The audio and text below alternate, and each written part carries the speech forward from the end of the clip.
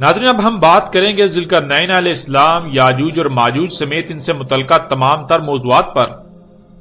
کہ ذوالقرنین کون تھے،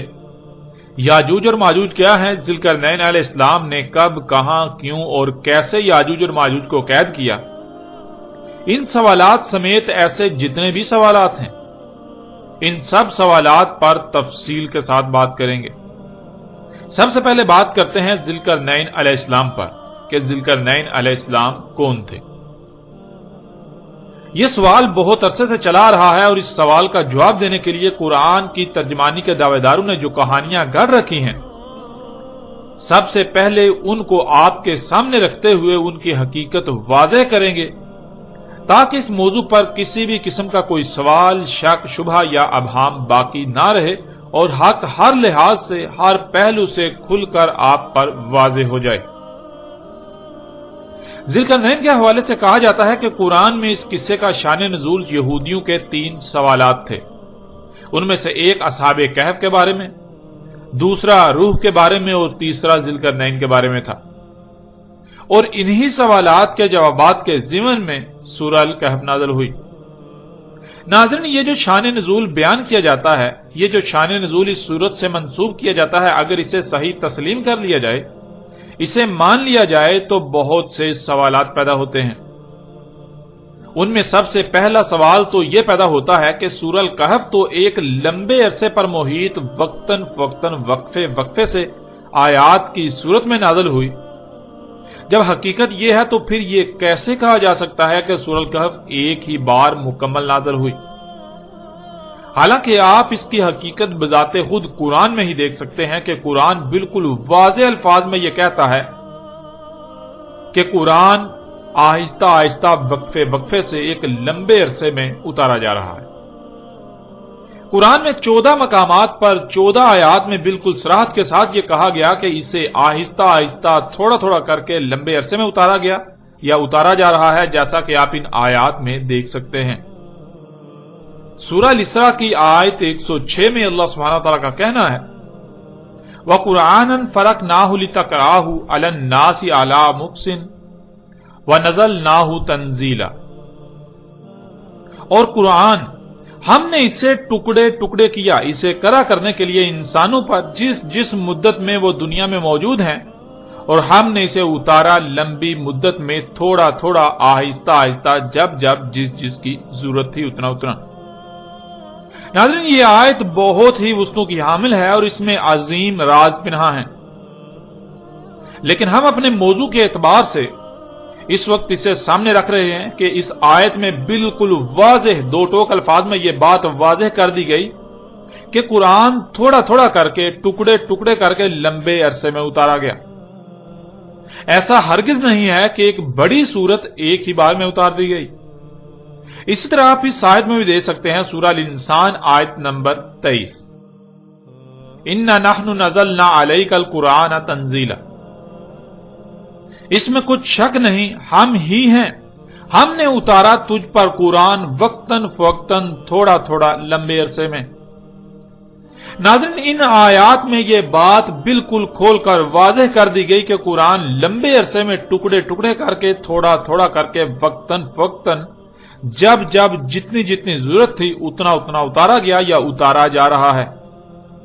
جس سے یہ بات بالکل جھوٹی، بے بنیاد اور غلط ثابت ہو جاتی ہے کہ یہودیوں کے 3 سوالات کے جوابات میں سورہ الکہف نازل ہوئی۔ اب آتے ہیں دوسرے سوال کی طرف۔ آپ نے جان لیا کہ سورہ الکہف ایک ہی بار میں مکمل نازل نہیں ہوئی بلکہ وقتاً فوقتاً ایک لمبے عرصے میں نازل ہوئی، لیکن اگر اس کے باوجود ایک لمحے کے لیے یہ بات مان بھی لی جائے کہ یہودی کے ان 3 سوالات کے جواب میں سورہ الکہف نازل ہوئی،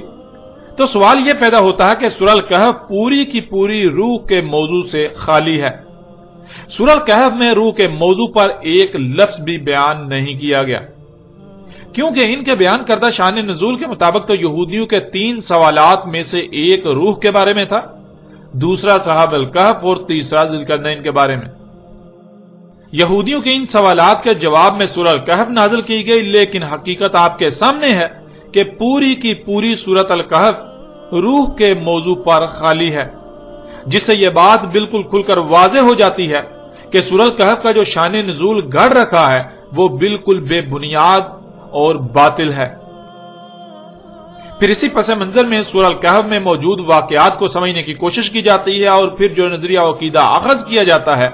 وہ دوسروں پر بھی مسلط کیا جاتا ہے،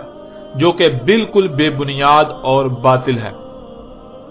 پھر ناظرین، تیسرا سوال یہ پیدا ہوتا ہے کہ اگر یہودیوں نے اصحاب الکہف کے بارے میں سوال کیا تو پھر ایسا کیوں ہے کہ یہودیوں کی پوری تاریخ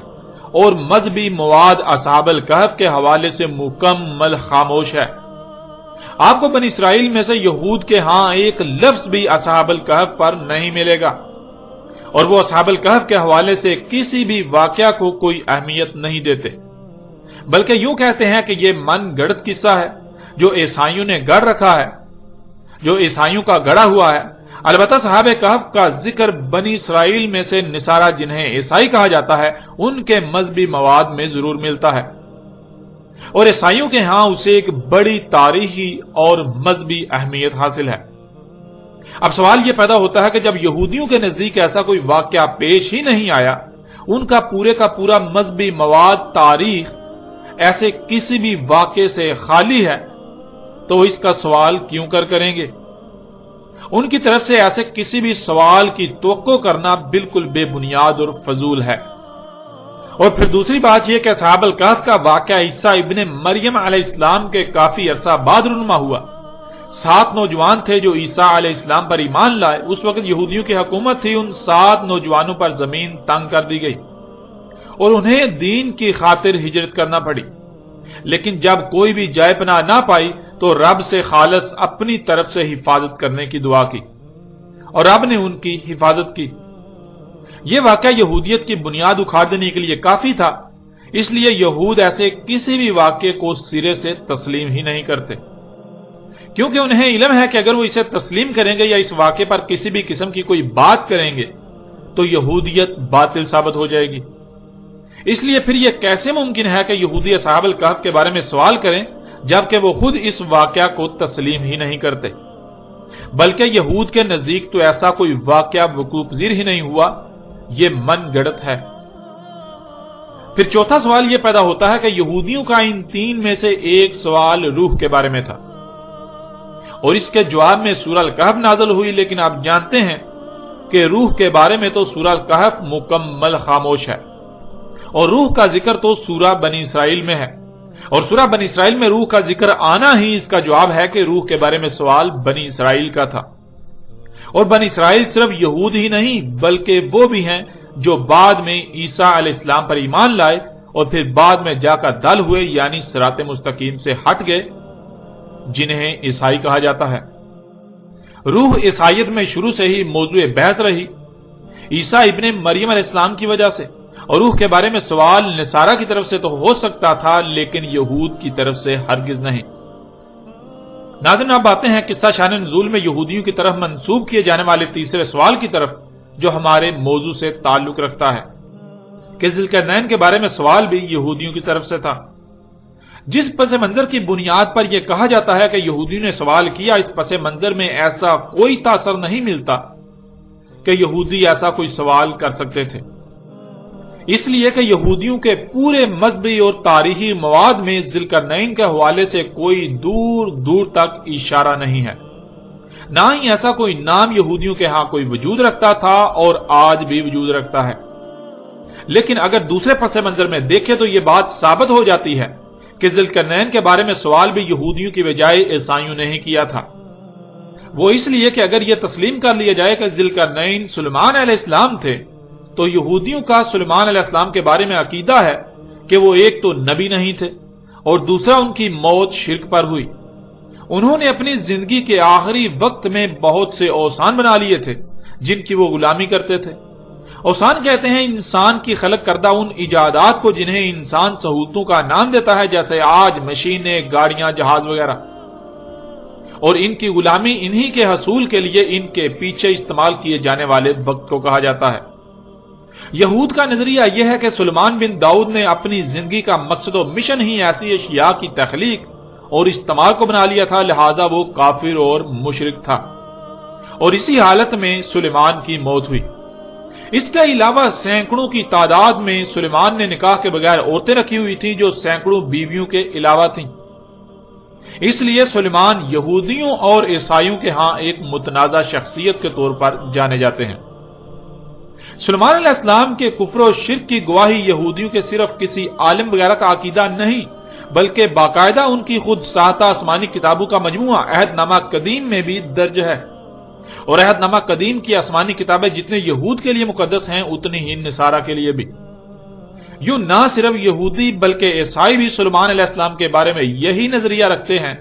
لیکن عیسائیوں کے ہاں آخری حجت عہد نامہ جدید یعنی انجیل ہے، اس لیے وہ پرانے عہد نامے میں تحریف وغیرہ کو ممکن سمجھتے ہیں۔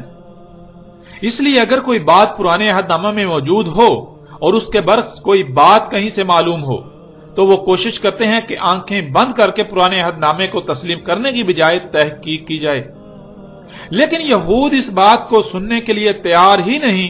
کہ عہد نامہ قدیم میں کوئی تبدیلی یا تحریف ہے، اور وہ کسی ایسی بات کو تسلیم کریں جو عہد نامہ قدیم کے مخالف ہو، یہ یہودیوں کے عقائد کی نفی تصور کیا جاتا ہے۔ پھر یہ سمجھنا کہ یہودی ایسا سوال کریں گے یہ بالکل بے بنیاد اور باطل ثابت ہو جاتا ہے۔ البتہ جب محمد علیہ السلام کو مبعوث کیا گیا تو قرآن میں سلیمان علیہ السلام کے بارے میں نہ صرف یہودی کے عقائد و نظریات کی تردید کی گئی بلکہ سلیمان علیہ السلام کو اللہ سبحانہ و تعالیٰ نے اپنا صالح نبی اور صالح حکمران قرار دیا، اور دو ٹوک الفاظ میں یہ واضح کر دیا کہ سلیمان کافر و مشرک نہیں تھا۔ یوں یہ بات بھی واضح ہو جاتی ہے کہ اگر ذوالقرنین سلیمان علیہ السلام تھے تو پھر نصارہ کی طرف سے سوال کیا گیا کہ یہود تو اس شخصیت یعنی سلیمان کے بارے میں ایسا عقیدہ و نظریہ رکھتے ہیں اور ہماری انجیل تو اس پر بالکل خاموش ہے، تو اے محمد آپ بتائیں کہ آیا یہود اس بارے میں سچے ہیں یا پھر حقیقت کیا ہے؟ یہود داؤد کے بیٹے سلیمان کے بارے میں جو عقیدہ و نظریہ رکھتے ہیں کہ وہ کافر و مشرک تھا، اس پر طرح طرح کے الزامات لگاتے ہیں، آیا وہ اپنے اس عقیدے میں سچے ہیں یا پھر حقیقت اس کے برعکس ہے؟ لہٰذا آپ اس کی وضاحت کریں۔ اور قرآن میں جب اللہ سبحانہ و تعالیٰ نے اس واقعہ کا ذکر کیا تو سلیمان کی جگہ لفظ ذوالقرنین استعمال کیا۔ آگے چل کر اس پر مزید تفصیل کے ساتھ بات ہوگی۔ ناظرین، قدیم علماء مفسر و مفکر قرآن کے طور پر جانے پہچانے جانے والوں کی اکثریت کے نزدیک قرآن میں مذکور ذوالقرنین وہ شخصیت ہے جسے لوگ انگلش میں الیگزینڈر دی گریٹ اور اردو میں اسکندر اعظم کے نام سے جانتے ہیں، لیکن اس نظریے پر تنقید کرنے والوں کی ایک بڑی تعداد رہی جنہوں نے اسکندر اعظم یونانی کے ذوالقرنین ہونے پر بہت سے ایسے اعتراضات اٹھائے کہ اسے ذوالقرنین ماننے والے بھی ان سوالات کے جوابات نہ دے سکے اور الٹے عاجز آ گئے۔ مثلا قرآن میں مذکور ذوالقرنین زمین کے مغرب و مشرق تک پہنچا، اسے زمین کے مغرب و مشرق تک کا اقتدار و اختیار حاصل تھا، مکن حاصل تھا، اور اسکندر اعظم قرآن کی اس بات پر بالکل بھی پورا نہیں اترتا۔ دوسرا اعتراض کہ قرآن ذوالقرنین کو صالح مومن شخصیت قرار دیتا ہے، لیکن اسکندر اعظم یونانی ایک آتش پرست مشرک اور ظالم شخص تھا۔ پھر تیسرا اعتراض کہ ذوالقرنین نے یاجوج اور ماجوج کو سد کی تعمیر کر کے روک دیا، لیکن اسکندر اعظم نے ایسی کوئی سد تعمیر ہی نہیں کی۔ ناظرین، ان کے علاوہ بھی کئی اعتراضات ہیں، مگر یہ ایسے اعتراضات ہیں کہ جنہوں نے اسکندر اعظم یونانی کے ذوالقرنین ہونے کا عقیدہ و نظریہ رکھنے والوں کو لاجواب کر دیا۔ مگر چونکہ کئی صدیوں سے یہ روش چلی آ رہی ہے کہ خود سے غور و فکر نہیں کرنا، خود سے غور و فکر کر کے کوئی نئی بات اخذ نہیں کی جا سکتی سوائے اسی کے جو آباء و اجداد سے نسل در نسل چلا رہا ہے، اس لیے آج تک ہر کوئی آنکھیں بند کر کے اسکندر اعظم یونانی کو ہی ذوالقرنین مانتا ہوا چلا رہا ہے، اس کے باوجود کہ کوئی بھی اسے ذوالقرنین ثابت نہیں کر سکتا۔ دوسری طرف اعتراضات اٹھانے والوں نے بھی محض اعتراضات ہی اٹھائے، وہ اس کے برعکس کسی دوسری شخصیت کو سامنے نہ لا سکے جسے وہ ذوالقرنین کہہ سکتے ہوں۔ یوں ذوالقرنین کے حوالے سے سوال مزید الجھ گیا، وقت گزرتا گیا اور زمانہ جدید میں سب سے پہلے ایک ایسی شخصیت سامنے آئی جس نے اسکندر اعظم کے ذوالقرنین ہونے کا رد کرتے ہوئے ایک نئی شخصیت کو ذوالقرنین ثابت کرنے کی بھرپور کوشش کی اور ایک دوسری شخصیت کو ذوالقرنین کے طور پر متعارف کرایا۔ زمانہ جدید کی یہ شخصیت نامور صحافی، سیاسی اور معروف مذہبی شخصیت ابوالکلام آزاد تھے، جنہوں نے یہود و نصارہ کی مذہبی کتابوں کا مجموعہ عہد نامہ قدیم میں مذکور ایک ایرانی بادشاہ سائرس کو قرآن میں مذکور ذوالقرنین قرار دیا، اور بہت سی نامور شخصیات نے نہ صرف ابوالکلام آزاد کے اس نظریے و عقیدے کی تائید و تصدیق کی، اسے تسلیم کیا، بلکہ اس کا خوب پرچار بھی کیا، جن میں غلام احمد پرویز، ابو العلا مودودی اور ڈاکٹر اسرار احمد وغیرہ سر فہرست ہیں۔ لیکن حضرت یہ بھی اپنی جگہ اٹل حقیقت ہے کہ جیسے اسکندر اعظم یونانی آتش پرست مشرک تھا، بالکل ایسے ہی سائرس دی گریٹ ایرانی بھی نہ صرف آتش پرست مشرک بلکہ بہت بڑا ظالم و جابری شخص تھا، جس نے بستیوں کی بستیوں کو تہس نہس کیا اور اپنی سلطنت کی وسعت کے لیے آس پاس کی کمزور ریاستوں پر تسلط کے لیے انہیں کچل کر رکھ دیا، انہیں تباہ و برباد کر کے رکھ دیا، جس میں عام عوام کی ایک بہت بڑی تعداد اس ظلم و جبر کا شکار ہوئی، یہاں تک کہ یہودیوں اور عیسائیوں کے مذہبی مواد عہد نامہ قدیم یعنی پرانے عہد نامے میں بھی یہ بالکل واضح مذکور ہے کہ سائرس ایرانی نے خوب تباہی مچائی، اور یہودی اسے اس لیے پسند کرتے ہیں کہ اس نے نہ صرف یہودیوں کے ساتھ نرم رویہ اپنایا بلکہ صدیوں سے در بدر ذلیل و رسوا ہوتے یہودیوں کو واپس اسرائیل میں لا بسایا۔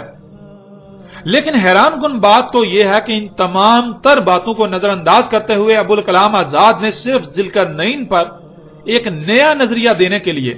ایک نیا عقیدہ و نظریہ پیش کرنے کے لیے سائرس ایرانی مشرک عظیم کو اپنے آباء و اجداد کے نقش قدم پر چلتے ہوئے اسکندر اعظم کی طرح ذوالقرنین قرار دیا۔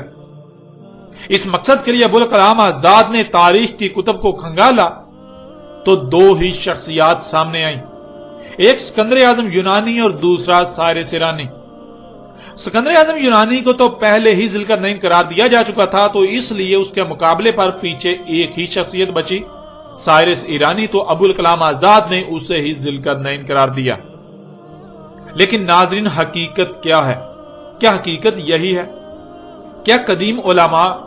مفسر و مفکر قرآن کہلانے والی شخصیات جنہوں نے اسکندر اعظم یونانی کو قرآن میں مذکور ذوالقرنین قرار دیا،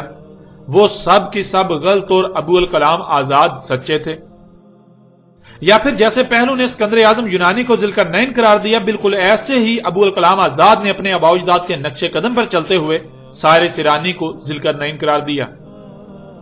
جیسے باقی لوگ اپنے علماء، مفکر و مفسر کہلانے والی بڑی بڑی نامور شخصیات کی آنکھیں بند کر کے تائید و تصدیق کرتے رہے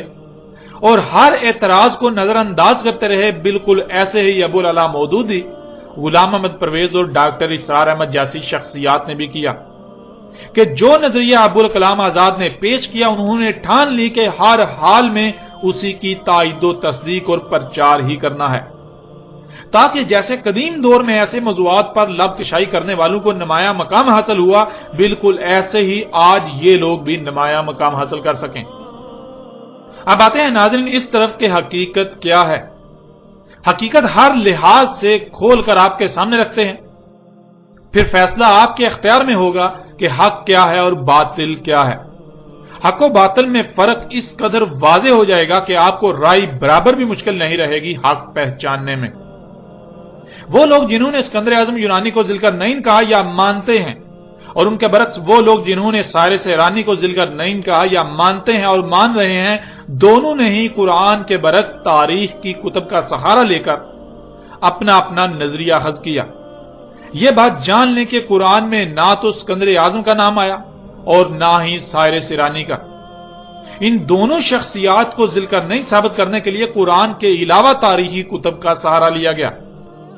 اب آتے ہیں قرآن کی طرف اور قرآن سے ہی سوال کرتے ہیں کہ کیا ان دونوں میں سے کوئی ذوالقرنین تھا؟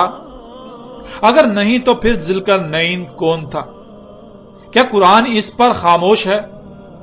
کیا قرآن کا مقصد صرف سوال کھڑا کرنا ہے اور اس سوال کا جواب دینا قرآن پر فرض نہیں ہے؟ ذوالقرنین کون ہے؟ کیا قرآن اس پر رہنمائی نہیں کرتا؟ قرآن اس پر خاموش ہے جو ان لوگوں نے قرآن کے برعکس کتابوں سے رجوع کیا؟ کیا قرآن اپنے علاوہ دوسری کتب کی طرف کسی بھی معاملے میں رہنمائی کے لیے جانے کی اجازت دیتا ہے؟ اگر اجازت دیتا ہے تو اس کا مطلب کہ قرآن مکمل رہنمائی کا دعویٰ نہیں کر سکتا۔ قرآن بعض معاملات میں بعض سوالات پر عاجز آ سکتا ہے۔ قرآن کو بھی لاجواب کیا جا سکتا ہے، جیسا کہ اس موضوع پر اسکندر اعظم اور حارث ایرانی کو ذل کر نئی ماننے والوں نے قرآن کو لاجواب کر دیا۔ اگر قرآن مکمل رہنمائی کا دعوے دار ہے، وہ ہر سوال کا جواب دیتا ہے، تو پھر اگر کوئی کسی بھی معاملے میں قرآن کو ترک کر کے اس کے برعکس کسی اور کی طرف رخ کرتا ہے، کسی اور سے رجوع کرتا ہے، تو قرآن ایسوں کے حوالے سے کیا کہتا ہے؟ ان سب سوالات کے جوابات بذات خود قرآن سے ہی آپ کے سامنے رکھتے ہیں۔ اس وقت آپ کو اسکرین پر سورہ الاسراء کی آیت نمبر 99 نظر آ رہی ہے۔ وَلَقَدْ صَرَفْنَا لِلنَّاسِ فِي هَذَا الْقُرْآنِ مِنْ كُلِّ مَثَلٍ فَأَبَىٰ أَكْثَرُ النَّاسِ إِلَّا كُفُورًا، اور تحقیق کے یعنی تم اپنی طرف سے پوری تحقیق کر لو، اپنے گھوڑے دوڑا لو، جو کہا جا رہا ہے وہی تمہارے سامنے آئے گا، وہی حق ہے۔ ہم نے ہر پہلو سے، ہر لحاظ سے پھیر پھیر کر سامنے لے آئے، بیان کر دیا انسانوں کے لیے اس قرآن میں تمام کی تمام مسئلوں سے۔ بس انکار کر دیا انسانوں کی اکثریت نے، مگر اس لیے کہ جو کچھ بھی انہیں عطا کیا گیا وہ اس مقصد کے لیے استعمال ہی نہیں کرنا چاہتے جس مقصد کے لیے انہیں عطا کیا گیا، وہ اپنی خواہشات کی اتباع کرنا چاہتے ہیں، اس لیے انسانوں کی اکثریت نے اس بات کو ماننے سے انکار کر دیا۔ پھر اس طرح اگلی آیت سورہ الکہف کی آیت نمبر 54، وَلَقَدْ صَرَفْنَا فِي هَذَا الْقُرْآنِ لِلنَّاسِ مِنْ كُلِّ مَثَلٍ وَكَانَ الْإِنسَانُ أَكْثَرَ شَيْءٍ جَدَلًا، اور تحقیق کے لیے یعنی تم اپنی طرف سے پوری تحقیق کر لو، اپنے گھوڑے دوڑا لو، جو کہا جا رہا ہے وہی حق ہے، وہی تمہارے سامنے آئے گا۔ ہم نے ہر پہلو سے، ہر لحاظ سے پھیر پھیر کر سامنے لے آئے، بیان کر دیا انسانوں کے لیے اس قرآن میں تمام کی تمام مسئلوں سے، یعنی اس قرآن میں ماضی میں پیش آنے والے واقعات میں سے صرف اور صرف ان کا ذکر کیا جو خوب ہو اسی طرح قرآن کے نزول سے اسات کے قیام تک پیش آئیں گے۔ انسانوں کے ہر سوال کا جواب ہر پہلو سے، ہر لحاظ سے پھیر پھیر کر اس قرآن میں بیان کر دیا، ان کے سامنے لے آئے مسئلوں سے۔ اور تھا انسان اکثریت معاملات میں جھگڑا کرنے والا، سو جھگڑا ہی کیا، یعنی قرآن کی بات تسلیم کرنے کی بجائے اپنی خواہشات و اپنے خود ساتہ الہوں کی باتوں کو قرآن پر ترجیح دی۔ جب بھی قرآن نے کسی معاملے میں رہنمائی کی تو اپنی بےہودہ دلیلوں کو قرآن پر پیش کیا اور قرآن کے مد مقابل اور اشیاء کو اور کتابوں کو لا کھڑا کیا، اوروں کو لا کھڑا کیا، وہ بات تسلیم نہ کی جو قرآن نے پیش کی، اس کے برعکس جو قرآن کے علاوہ اوروں کی بات ہے اس کو ہی تسلیم کیا۔ ناظرین، ان آیات میں آپ نے خود اپنی آنکھوں سے دیکھ لیا اور کانوں سے سن لیا کہ اللہ سبحانہ وتعالی نے بالکل واضح کر دیا کہ اس قرآن میں جو آپ کے سامنے ہے، اس میں نہ صرف ہر سوال کا جواب دے دیا بلکہ ہر پہلو سے پھیر پھیر کر انسانوں کے سامنے لے آئے مسئلوں سے۔ ایسا نہیں ہے کہ اس قرآن میں مکمل رہنمائی نہیں ہے، اس قرآن میں ہر سوال کا جواب موجود ہے، اور پھر اس میں کوئی ایک بھی بات ایسی نہیں کی گئی جو صرف اور صرف ایک ہی بار کی گئی ہو، ایک ہی پہلو سے، بلکہ اس قرآن میں ہر معاملے کو، ہر بات کو جو انسانوں کو پیش آنی ہے، جو انسانوں کو پیش آنا تھا، ہر سوال کو، ہر اس سوال کو جو انسانوں کے سامنے کھڑا ہونا تھا، اسے ہر پہلو سے پھیر پھیر کر بیان کر دیا۔ ایک مقام پر ایک روح ایک پہلو سے بیان کیا تو اسی معاملے کو، اسی بات کو، اسی سوال کو دوسرے مقام پر دوسرے رخ، دوسرے پہلو سے بیان کر دیا، اسی کو تیسرے مقام پر تیسرے پہلو سے بیان کر دیا، یوں کسی ایک بھی پہلو سے اسے پوشیدہ نہیں رہنے دیا گیا۔ قرآن میں کوئی ایک بھی معاملہ، کوئی ایک بھی بات ایسی نہیں ہے جو صرف کسی ایک ہی مقام پر اور ایک ہی بار بیان کی گئی، بلکہ ہر معاملے کو ایک سے زائد مقامات پر ہر پہلو سے پھیر پھیر کر بیان کر دیا۔ کوئی سوال ایسا نہیں جس کا جواب قرآن میں موجود نہ ہو، کوئی معاملہ ایسا نہیں جس کا حل قرآن میں موجود نہ ہو۔ اور قرآن نے یہ بات بھی واضح کر دی کہ انسانوں کی اکثریت اس کا انکار کر رہی ہے، یعنی انسانوں کی اکثریت یہ ماننے کو تیار ہی نہیں کہ اس قرآن میں سب کچھ بیان کر دیا گیا، قرآن میں مکمل رہنمائی موجود ہے، قرآن میں ہر معاملے کا، ہر مسئلے کا حل موجود ہے، قرآن میں ہر سوال کا جواب موجود ہے، قرآن میں ہر بات کو، ہر سوال کو، ہر معاملے کو، ہر مسئلے کو ایک سے زائد مقامات پر ہر پہلو سے پھیر پھیر کر مسئلوں سے بیان کر دیا۔ انسانوں کی اکثریت یہ بات ماننے کو تیار ہی نہیں، اس کا انکار ہی کر رہی ہے۔ اور پھر اللہ سبحانہ تعالیٰ نے یہ بھی واضح کر دیا کہ انسانوں کی اکثریت ایسا کیوں کر رہی ہے، الا کفورا، یعنی انسانوں کو جو کچھ بھی عطا کیا گیا، خواہ وہ مال ہو، دولت ہو، اولاد ہو یا ذہنی اور جسمانی صلاحیتیں ہوں، وہ کہیں یا کسی پر بھی اقتدار و اختیار ہو یا کچھ بھی عطا کیا گیا ہو، انسانوں کی اکثریت ان کا استعمال اس مقصد کے لیے کرنا ہی نہیں چاہتی جس مقصد کے لیے انہیں یہ سب عطا کیا گیا، یہ سب کچھ دیا گیا۔ کیونکہ اگر یہ بات مان لیں کہ قرآن میں ہر سوال کا جواب موجود ہے، ہر معاملے و مسئلے کا حل موجود ہے، تو ان کی خواہشات پر ضرب آئے گی، اور یہی یہ نہیں چاہتے۔ یہ اپنی خواہشات کی اتباع کرنا چاہتے ہیں،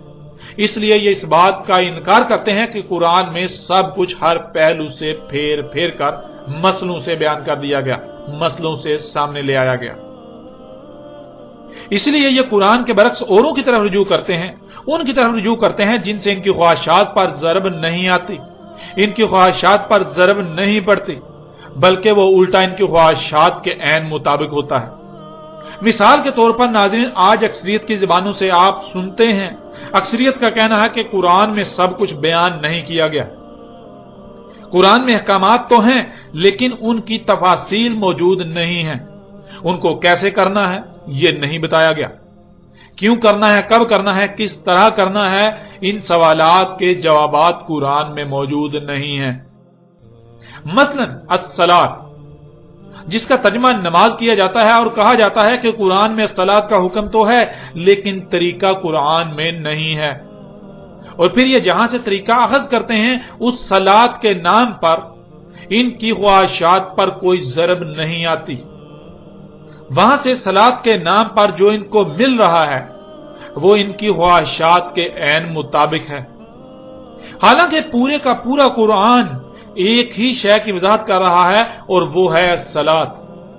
اگر یہ مان لیا جائے کہ قرآن میں صلاۃ کی رہنمائی موجود ہے تو دنیا کی زندگی اتنی سخت ہو جائے گی کہ جیسے آپ کو آگ میں ڈال دیا گیا ہو،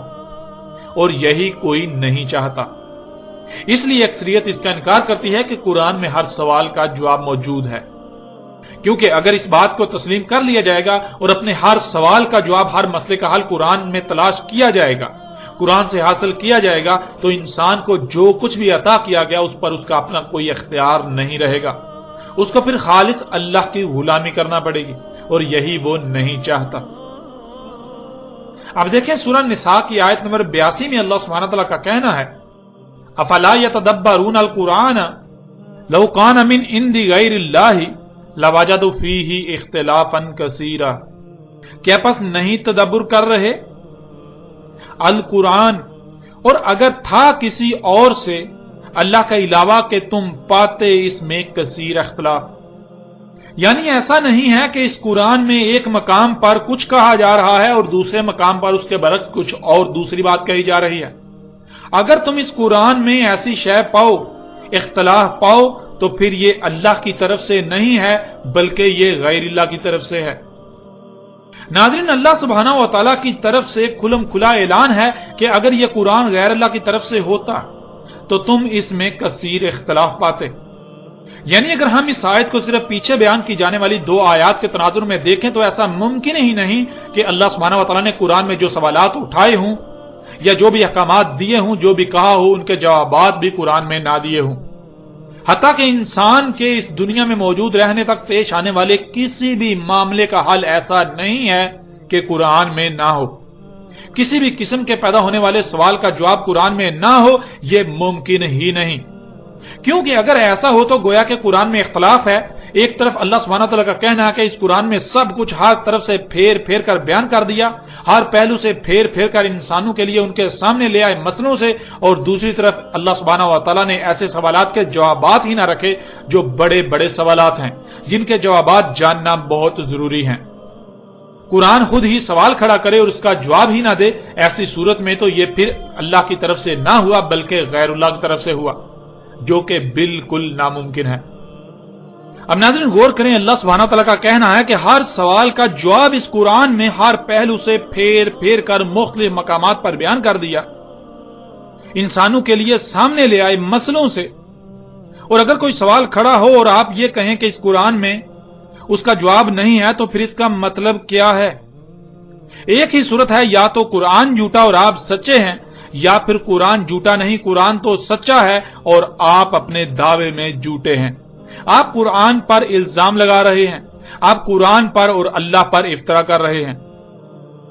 اور ناظرین ذرا غور کریں، اگر کوئی سوال پیدا ہوتا ہے تو آپ اس سوال کا جواب قرآن سے حاصل کرنے کی بجائے اس قرآن کے برعکس کسی اور کی طرف رجوع کرتے ہیں، تو آپ کا یہ عمل کس بات کا اعلان کر رہا ہے؟ کیا آپ اپنے عمل سے یہ اعلان نہیں کر رہے کہ قرآن کے پاس آپ کے سوال کا جواب موجود نہیں ہے؟ کیا آپ اپنے عمل سے یہ اعلان نہیں کر رہے کہ قرآن میں اختلاف موجود ہے؟ ایک طرف قرآن ہر سوال کا جواب دینے کا دعویٰ کرتا ہے اور دوسری طرف آپ کے سوال کا جواب قرآن کے پاس ہے ہی نہیں۔ اسی لیے تو آپ نے قرآن کے برعکس کسی اور سے رجوع کیا اپنے سوال کے جواب کے لیے۔ اب ناظرین ذرا غور کریں، جن جن لوگوں نے اسکندر اعظم یا سائرس ایرانی کو ذی القرنین کہا ثابت کرنے کی کوشش کی، اور جو بھی ان میں سے کسی ایک بھی شخصیت کو ذی القرنین مان رہے ہیں، کیا ان کو ان کے سوال ذی القرنین کون ہے کا جواب قرآن نے دیا؟ کیا انہوں نے اپنے سوال کا جواب قرآن سے حاصل کیا؟ اگر یہ جواب قرآن سے ہے تو غلط ہو ہی نہیں سکتا، اور اگر قرآن سے نہیں تو نہ صرف ان کو جواب غلط ملا بلکہ انہوں نے قرآن پر افترا کیا۔ ان لوگوں نے قرآن پر بہتان باندھا، ان لوگوں نے اپنے عمل سے اس بات کا اعلان کیا، دعویٰ کیا کہ قرآن میں ہر سوال کا جواب موجود نہیں ہے، قرآن میں مکمل رہنمائی موجود نہیں ہے، قرآن اپنے دعوے میں جھوٹا ہے، اللہ اپنے دعوے میں جھوٹا ہے۔ اللہ ایک طرف تو کہتا ہے ہم نے اس قرآن میں ہر سوال کا جواب پھیر پھیر کے ہر پہلو سے مسئلوں سے تمہارے سامنے لے آئے، بیان کر دیا، اور دوسری طرف ہمارے کسی سوال کا جواب قرآن میں ہے ہی نہیں۔ ناظرین خواہ کوئی بھی شخصیت ہو، پوری کی پوری دنیا ہی کیوں نہ اس کی تعریفوں کے پل باندھے، لیکن اس کے حق ہونے کا معیار یہ نہیں ہے، بلکہ حق ہونے کا معیار وہ ہے جو اللہ سبحانہ و تعالی نے طے کر دیا، اس ذات نے جس نے وجود دیا۔ قرآن میں اور بھی درجنوں ایسی آیات ہیں جن میں انہی باتوں کا مزید مختلف پہلوؤں سے پھیر پھیر کر بیان کیا گیا، اور انسانوں کے رد عمل کو بھی بالکل کھول کھول کر بیان کر دیا گیا، جنہیں آپ ان آیات میں جان چکے ہیں۔ ناظرین قرآن نے بالکل واضح اور دو ٹوک الفاظ میں اسکندر اعظم اور سائرس ایرانی کے ذی القرنین ہونے کی نفی کر دی، اور جن لوگوں نے ان شخصیات کو ذی القرنین بنایا ہوا تھا ان کی حقیقت بھی اللہ سبحانہ و تعالی نے چاک کر کے رکھ دی۔ ناظرین جن لوگوں نے اسکندر اعظم یا پھر سائرس ایرانی کو ذی القرنین کہا، ثابت کرنے کی ناکام کوشش کی یا تسلیم کیا، ان تمام کے تمام لوگوں نے اپنی زبان سے اس بات کا اقرار کیا کہ قرآن میں ذی القرنین کا ذکر تو آیا ہے، لیکن قرآن اس سوال کا جواب نہیں دیتا کہ ذی القرنین کون تھا۔ اس لیے ہمیں اس سوال کے جواب کے لیے قرآن کے علاوہ دوسری تاریخی کتب کا سہارا لینا پڑا۔ آپ جان چکے ہیں کہ یہ لوگ اپنے دعوے میں بالکل بے بنیاد اور جھوٹے ہیں۔ یہ ان کا کہنا ہے کہ قرآن میں ان کے سوال کا جواب نہیں، اللہ نے یا قرآن نے ایسا ہرگز نہیں کہا، بلکہ اللہ نے تو اس قرآن میں ان کے بالکل برعکس ایک دوسری بات کی، یہ دعویٰ کیا کہ اس قرآن میں سب کا سب ہر پہلو سے پھیر پھیر کر تمہارے سامنے لے آئے، اور وہ بھی مسئلوں سے۔ اور اگر کوئی یہ کہتا ہے کہ قرآن میں کسی سوال کا جواب موجود نہیں ہے تو اس میں قرآن کا قصور نہیں ہے، بلکہ قصور اس کا اپنا ہے۔ قصور اس کا ہے جو ایسا کہہ رہا ہے، جسے قرآن میں اس سوال کا جواب نہیں مل رہا، وہ اللہ کے قانون میں اندھا ہو چکا ہے، اسے اپنے اندھے پن کے علاج کی ضرورت ہے، نہ کہ اللہ اور اس کے قرآن الحکیم پر بہتان کی ضرورت۔ وہ اس معیار پر، اس قانون پر پورا ہی نہیں اتر رہا جس معیار پر، جس قانون پر پورا اترنے سے قرآن اپنے راز کھولتا ہے۔ اس لیے اسے اپنے گریبان میں جھانکنا چاہیے، اپنی ذات میں جھانکنا چاہیے کہ وہ اس کے اندر جو خامیاں ہیں، جو کمیاں ہیں، جو کجیاں ہیں، جو کوتاہیاں ہیں، وہ ان کو دور کرے، اپنی اصلاح کرے، اپنے آپ کو اس معیار پر، اس مقام پر لا کھڑا کرے جس مقام پر آنے سے قرآن اپنے راز کھولتا ہے، نہ کہ وہ الٹا اپنی غلطی کو قرآن پر تھوپنا شروع کر دے، قرآن پر اور اللہ پر بہتان باندھنا شروع کر دے۔ ان لوگوں نے کہا کہ قرآن میں اس سوال کا جواب موجود نہیں، اس لیے ہم نے قرآن کے علاوہ دوسری تاریخ کی کتابوں سے رجوع کیا اور ہمیں قرآن کے برعکس ان تاریخی کتابوں نے ہمارے سوال کا جواب دیا۔ تو ان کے اس قول کا قرآن میں اللہ سبحانہ تعالی نے کس طرح رد کر دیا، اسے بھی آپ کے سامنے رکھتے ہیں۔ اس وقت آپ کو اسکرین پر سورہ زمر کی آیت نمبر 23 نظر آ رہی ہے۔ اللہ نزل احسن الحدیث، اللہ نے اتاری احسن الحدیث۔ حدیث کہتے ہیں تاریخ کو۔ انسان کا معاملہ یہ ہے کہ جب بھی وہ کوئی ایسا کام کرتا ہے یا اسے ایسا معاملہ پیش آتا ہے جس سے اس کا پہلی بار واسطہ پڑتا ہے تو وہ رہنمائی کے لیے کسی ایسے کو تلاش کرتا ہے جس کا اس سے پہلے اسی کام سے واسطہ پڑ چکا ہو، تاکہ اس کی تاریخ سے استفادہ کیا جا سکے۔ یوں نہ صرف بہتر طریقے سے اس مسئلے یا معاملے سے نپٹا جا سکے گا بلکہ ہر ممکن حد تک نقصان سے بچا جا سکتا ہے۔ بالکل ایسے ہی جیسے آپ اپنی زندگی میں پہلی بار کوئی قیمتی شے خریدتے ہیں جس کے بارے میں پہلے سے آپ کے پاس کوئی علم نہیں ہوتا، تو آپ کسی ایسے شخص سے رہنمائی لیتے ہیں جو آپ سے پہلے اس شے کو خرید کر استعمال کر چکا ہوتا ہے۔ اگر کوئی ایسا شخص نہ ملے تو آپ کسی ایسے شخص کی تاریخ سے رہنمائی لیتے ہیں تاکہ کسی بھی قسم کی غلطی یا نقصان سے بچا جا سکے۔ یہی معاملہ دنیا میں آباد مجموعی طور پر انسانوں کا ہے۔ جب بھی انسانوں کو کوئی مسئلہ پیش آتا ہے تو رہنمائی کے لیے تاریخ سے رجوع کرنا ناگزیر ہوتا ہے، اس لیے یہ تاریخ سے رجوع کرتے ہیں، اور اسی مقصد کے لیے اللہ سبحانہ و تعالی نے احسن الحدیث اس قرآن کی صورت میں اتاری۔ یعنی یہ قرآن ایسی تاریخ ہے جس سے حسن کوئی تاریخ نہیں ہے، یہ قرآن احسن تاریخ ہے۔ ایسی ہی ایک دوسری آیت آپ کو قرآن میں ملے گی جس سے آپ اس آیت کو بآسانی سے سمجھ سکتے ہیں، اور وہ آیت ہے سورہ المومنون کی آیت نمبر 14۔ اللہ احسن الخالقین، خالقین جمع کا صیغہ ہے جس کے معنی ہیں ایک سے زائد خلق کرنے والے۔ ان میں اللہ حسن خالق ہے، تو جو حسن ہو، جس سے حسن کوئی نہ ہو، اسے اخذ کیا جائے گا، اسی کو خالق بنایا جائے گا۔ یعنی ایسا نہیں ہے کہ اللہ خلق کرنے والوں میں حسن خالق ہے، اللہ حسن خالق ہے، اس بات کا محض زبان سے اقرار کرنا ہے، اور اللہ کے علاوہ اوروں کو بھی خالق بنایا جا سکتا ہے، ایسا ہرگز نہیں، ایسا قطعاً نہیں۔ اللہ احسن الخالقین کا مطلب یہ ہے کہ جو احسن خالق ہے اسے ہی اخذ کیا جائے گا، اور جو احسن نہیں ہے اسے ترک کر دیا جائے گا۔ تو اللہ احسن خالق ہے، اس لیے خالقین میں سے جو احسن ہے، اللہ احسن خالق ہے، صرف اور صرف اللہ ہی کو خالق بنایا جائے گا، اور اللہ کے علاوہ جو بھی خالقین ہیں، جو خالق ہیں جو کہ احسن نہیں ہیں، انہیں ترک کر دیا جائے گا، انہیں خالق نہیں بنایا جائے گا، انہیں اخذ نہیں کیا جائے گا۔ اللہ احسن الخالقین کا مطلب ہے کہ اللہ سے احسن کوئی خالق نہیں ہے، تو جو احسن خالق ہے اسے اخذ کیا جائے گا، اس کے علاوہ باقی سب کی نفی کی جائے گی، باقی سب کا رد کر دیا جائے گا، باقی سب کے سب کو کوڑے میں پھینک دیا جائے گا۔ تو بالکل ایسے ہی اللہ نزل احسن الحدیث، جو حدیث یعنی تاریخ اللہ نے اتاری ہے وہ احسن تاریخ ہے، اس سے حسن کوئی تاریخ نہیں ہے، اس لیے جو احسن ہے اسے اخذ کیا جائے گا، باقی سب کا رد کر دیا جائے گا۔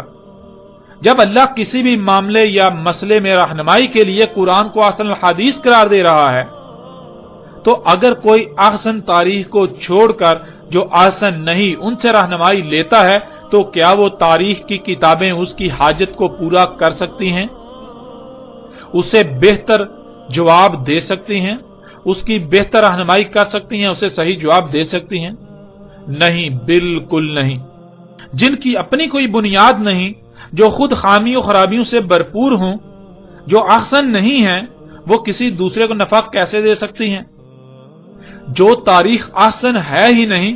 کیا وہ سوال کا احسن جواب دے سکتی ہے؟ نہیں، بالکل نہیں۔ اب جب کہ قرآن کے علاوہ کوئی احسن تاریخ ہے ہی نہیں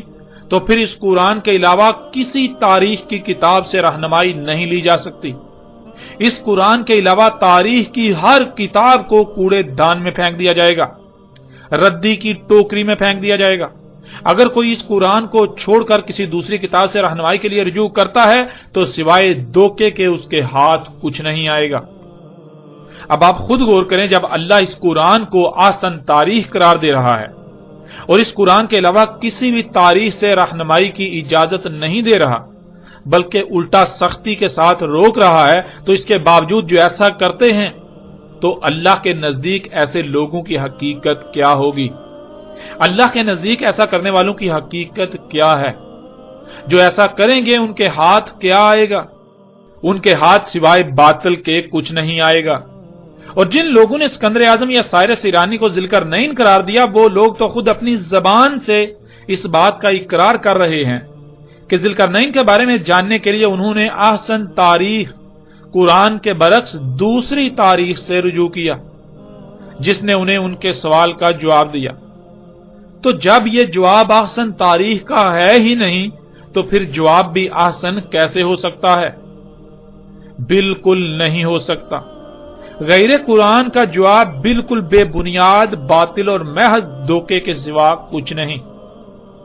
اور اس سے بڑھ کر تو یہ کہ جب آپ قرآن کو چھوڑ کر کسی دوسری تاریخ سے رہنمائی کے لیے رجوع کرتے ہیں تو آپ اپنے عمل سے اس قرآن کے احسن الحدیث ہونے کا کفر کرتے ہیں۔ ظاہر ہے رہنمائی اس سے لی جائے گی جو احسن ہے، اور جب آپ نے اس قرآن کے برعکس کسی دوسرے سے رہنمائی لی، کسی دوسری تاریخ سے رہنمائی لی، تو آپ نے اپنے عمل سے یہ ثابت کر دیا کہ آپ غیر قرآن کو احسن الحدیث تسلیم کر رہے ہیں اور قرآن کے احسن الحدیث ہونے کا انکار کر رہے ہیں۔